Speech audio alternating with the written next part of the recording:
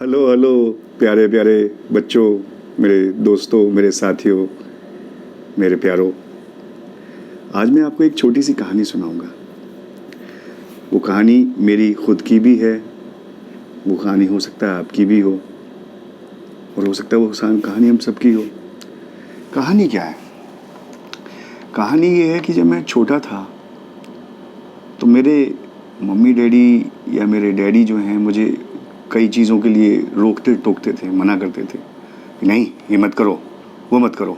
तो मुझे बहुत ख़राब लगता था, मुझे बुरा लगता था। मैं कहता था कि मतलब मुझे बहुत दुख होता था अपने अंदर कि यार ये क्यों ऐसा करते हैं।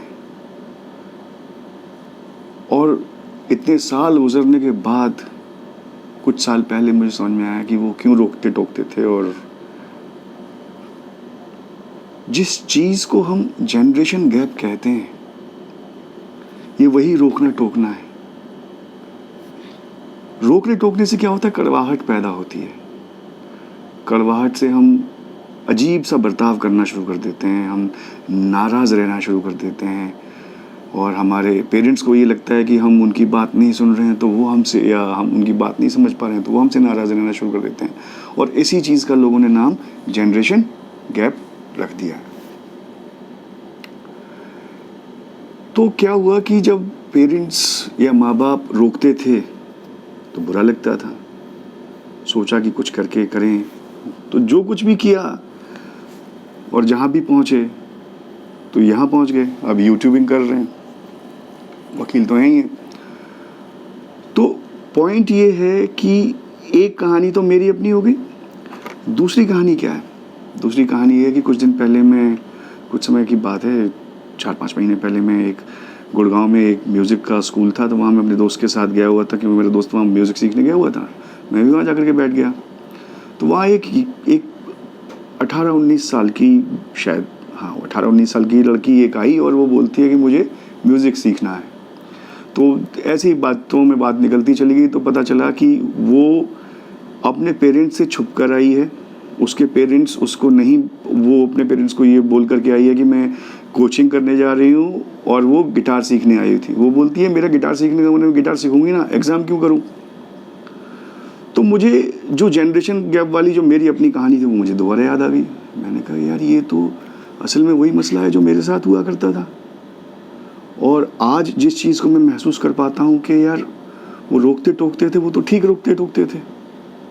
हाँ, कभी कभी वो ज़्यादा कर देते थे, पर मुझे ये समझ में आया कि वो अत्याचारी शासक नहीं है। माँ बाप जो हैं वो अत्याचारी शासक नहीं है। वो कोई डिक्टेटर्स थोड़ी ना है यार। हम बच्चों की हैसियत से उनकी कुल कमाई है, कुल पूंजी है, total capital, the only most important capital that matter is us. तो मुझे समझ में आया कि यार मसला कहाँ है। जब मैंने उस बच्ची की कहानी सुनी 18-19 साल की, कि ये कोचिंग ना करके, एग्ज़ाम की तैयारी ना करके म्यूज़िक सीखने आई हुई है, तो मैंने बातों बातों में उसका कहा, मैंने कहा बेटा देखो ऐसा है कि क्या आपको ये लगता है कि आपके मम्मी पापा आपके तरफ जो जिम्मेदारी उसको पूरा नहीं कर रहे? कहती कर रहे हैं। मैंने कहा कि क्या आपकी उनकी तरफ जो जिम्मेदारी बनती है कि इम्तहानों की तैयारी करो और उनको ढंग से पास कर लो, क्या वो पूरी कर रहे हो? मैंने कहा देखो, न जो आप चाहते हो उसमें कोई गलत बात है, और जो वो चाहते हैं ना उसमें कोई गलत बात है। सिर्फ इसमें कॉन्फ्लिक्ट जो है अगर कोई है तो वो सिर्फ इतना ही है कि किस काम को कब करना है। तो अगर एग्ज़ाम अभी आने वाला है 10 दिनों में, तो पहले एग्ज़ाम की तैयारी कर लें और उसके बाद गिटार सीख लें। एग्ज़ाम ख़त्म हो जाएंगे, छुट्टियां शुरू हो जाएंगी, तो गिटार भी सीख लेना। शेड्यूलिंग का मसला है कि कौन सी चीज़ पहले और कब करनी है, बस इतनी सी बात है। और इस बात पर वो लड़की बेवजह क्रांतिकारी बनी हुई है, जिसकी ज़रूरत नहीं है। आपको क्रांतिकारी होने की ज़रूरत है नहीं। अब तीसरा क्या मामला है कि